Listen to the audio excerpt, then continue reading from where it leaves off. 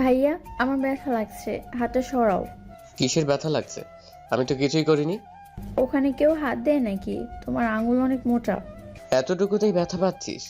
তাহলে পরে যে কি হবে পরে তাহলে করবই না। এই তুমি এসব কি করছো? দেখছি। হাত দিয়ে ছুঁয়ে দিচ্ছি। তুমি না ভালো ছেলে।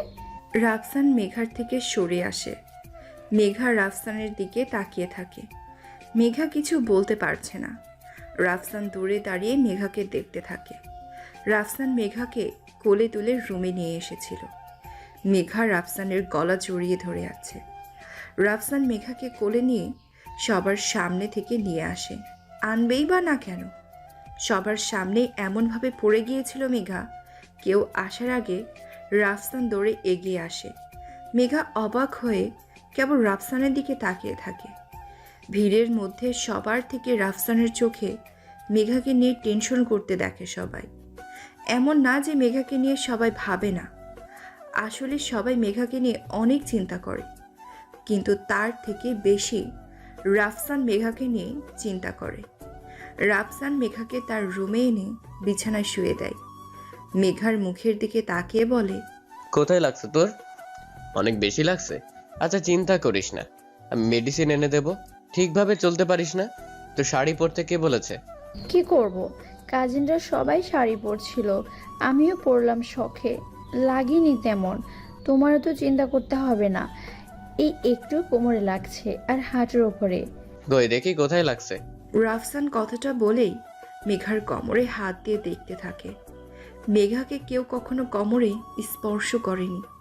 মেঘার সারা শরীর কেমন যেন অদ্ভুত অনুভূতির শিহরণ বয়ে যায়। রাফসান মেঘার কোমরে হাত বোলাতে থাকে। মেঘা ফ্যাল ফ্যাল দৃষ্টিতে তাকিয়ে থাকে রাফসানের দিকে। রাফসান দ্রুত মেঘার রুম থেকে বেরিয়ে যায়। মেঘা শুয়ে ভাবতে থাকে, আজকে আশিক ভাইয়ের বিয়ের হলুদের অনুষ্ঠান ছিল। মেঘার আব্বুরা 4 ভাই। রাফসান হলো মেঘার বড় চাচুর ছোট ছেলে, আর মেঘার ছোট চাচার ছোট মেয়ে। মেঘা কেবল ইন্টারে উঠেছে, আর রাফসান নতুন চাকরি শুরু করেছে মাত্র। মেঘাকে রাফসানই পড়ায়। মেঘার কি পছন্দ না পছন্দ সব দিক রাফসান জানে। রাফসান মেঘার চাচাতো ভাই হলেও মেঘা তাকে অনেক ভয় পায়, কারণ রাফসান পড়ার সময় পড়া না করলে পিটায়। তবে এমনিতেই মেঘাকে অনেক আদর করে। মেঘার কি পছন্দ না পছন্দ সব কিছু রাফসান বুঝতে পারে। যখন মেঘার কিছু খেতে মন চায়, তার মা বাবাকে বললেও কাজ হয় না, তখনই রাফসানকে বললেই হয়। রাফসান মেঘাকে নিয়ে যাবে, নয়তো এনে দেবে। এর জন্য মেঘার অনেক ভালো লাগে রাফসানকে। এত বেশি কেয়ার কেউ মেঘাকে নেয় না যতটা রাফসান নেয়। আজ গায়ে হলুদের অনুষ্ঠানে শাড়ি পরে হাঁটছিল মেঘা, তখনই হোঁচট খেয়ে পড়ে যায়। সবাই এগিয়ে আসছিল, কিন্তু রাফসান সবার আগে দৌড়ে আসে মেঘার কাছে। তারপর কিছু সময় বকা দিয়ে মেঘাকে কোলে তুলে রুমে নিয়ে আসে। সবাই জানে রাফসান মেঘাকে কেয়ার করে, মানে তাদের মেয়ে সুস্থ, আর কোনো টেনশন নেই। এই জন্য কেউ কখনো দেখতেও আসেনি। রাফসান আসলো, হাতে মুভ, কিছু মেডিসিন নিয়ে। ওনার দিকে তাকিয়ে রইলাম। মেঘা বলল, আমার তেমন কিছু হয়নি তো ভাইয়া, তুমি যাও, তোমার বন্ধুরা বসে আছে। চুপ থাক, বেশি বুঝোস। তোকে একবারও বলেছি আমার বন্ধুরা তোর থেকে ইম্পর্টেন্ট।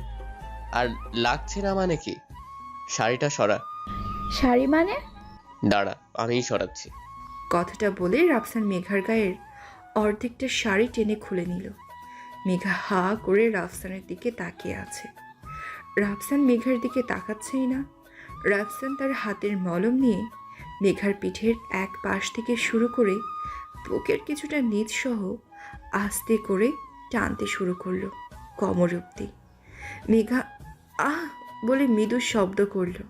মেঘা বুঝতে পারে না এটা ব্যথায় করলো নাকি অন্য কিছুতে। এই যে বললি লাগেনি তোর, তাহলে আহ করলে কেন? লাগেনি তো। চুপচাপ শুয়ে থাক। আচ্ছা, তোমার কষ্ট হবে না? কেন হবে? সারা রাত তোকে এভাবে কেয়ার নিতে পারবো? তোর কিছু হলে কে দেখবে? ছোট বাবা মা, ব্যস্ত মানুষ, আর কেউ আছে? আছে তো। আছে মানে কে দেখবে তোরে? এই যে তুমি, তোমার জন্য কাছে অসুস্থতা আসতেও ভয় পাবে। লাস্ট কবে অসুস্থ হয়েছি নিজেই জানি না। বকিস না তো, কোথায় লাগছে আর? মুখে লাগেনি তো? সামনে হয়ে পড়েছিস, লাগাটাই তো স্বাভাবিক। নাও লাগতে পারে, তোর তো এমনিতেই আমার মতো চিকনা বডি, ব্যথা লাগবে না। মেঘা কপাল কুঁচকে তাকালো। কি বলে ছেলেটা? রাফসানের মতো নাকি মেঘার বডি চিকনা? পাগল হয়ে গেছে নাকি রাফসান? মেঘার ব্রার সাইজ জানলে হাঁ করে থাকবে রাফসান। আবার বলে নাকি রাফসানের সামনে। হুস! মেঘা বলল, আসলে একটু লাগছিল, তবে সমস্যা নেই, ঠিক হয়ে যাবে। হ্যাঁ, লাগছে? এখানেও লাগে? মোটু হলে লাগতো। হুস, যা লাগেনি, চুপ থাক। তুমি পাগল হয়ে গিয়েছো? মোটু হলে কেন? মোটু হলে কেমন লাগবে শুনি? চিকন বলে লাগবে না? আসলে মোটু বলতে বুঝবি না তুই। রাগ লাগছে মেঘার। কি বোঝাতে চাচ্ছে? মেঘা বোঝে না ভাবছে? মেঘা না হয় একটু চিকন, তাই বলে কি শাড়ি নামিয়ে কিছু টের পাচ্ছে না? মেঘার বুকটা কি এতটাই চিকন? রাগে দুঃখে মেঘা বলল, ভাইয়া তুমি কিন্তু রাগ উঠাচ্ছো। আমি রাগ উঠেছি মানে? সত্য বললাম। চুপ থাক ছেমড়ি। যেই না সব চিকন ছোট, তার আবার এত ব্যথা লাগে কিসে? কোমরে ব্যথা পাইছিস? শুয়ে থাক, মালিশ করে দিচ্ছি। ছোট ভাবছো তুমি? চোখ কোথায় তোমার? চোখ দিয়ে দেখো। কি দেখবো? ছোট আঙ্গুর ফল? আচ্ছা, বাজারে গিয়ে দেখে আসবো। উফ, রাগ উঠাবে না বলে দিলাম। আঙ্গুল ফল বলো কি? হ্যাঁ, চোখের ডাক্তার দেখাবা শয়তান ছেলে। বাচ্চা মেয়ে বলে কি আঙ্গুর ফল না? আচ্ছা তাহলে ছোট আর কি আছে? হাসবা না বলে দিলাম। দেখ, নাও এবার বলো। রাগে মেঘা রাফসানের হাত নিজের বুকে এনে রাখলো। রাফসান মেঘার দিকে হা করে তাকিয়ে আছে। মেঘা রাফসানের দিকে তাকানোর দিকে পাত্তা না দিয়েই বলল, এবার বলো, আঙ্গুল ফল নাকি ডাব? না সরি, আঙ্গুর ফল না, এটা লেবু হবে। ছোট বাচ্চা লেবু। অসুদ, রাগ উঠাইছো তুমি। আমার ব্রার সাইজ 34, এখনো বলো কমলা লেবু? কান্না করে দেবো আমি। দূর যাও তো তুমি। তোকে কি আমার বলদ মনে হয়? তোকে পড়াচ্ছি 5 বছর ধরে, আমি জানি না তোর বড় নাকি ছোট হবে? 34 কিভাবে হয় আমাকে বোঝা। ও ভাইয়া, তোমাকে মারতে মন চাচ্ছে, দাঁড়াও। কথাটা বলে মেঘা বোতাম খুলে ওনার সামনে বুকটা বের করে দিল। উনি মেঘার বুকের দিকে তাকিয়ে থাকে। মনে মনে মেঘা বলে, এবার দেখো কেমন লাগে। চোখ বড় বড় করে কেন তাকাচ্ছ? শকড? কি এবার হা করে আছো কেন?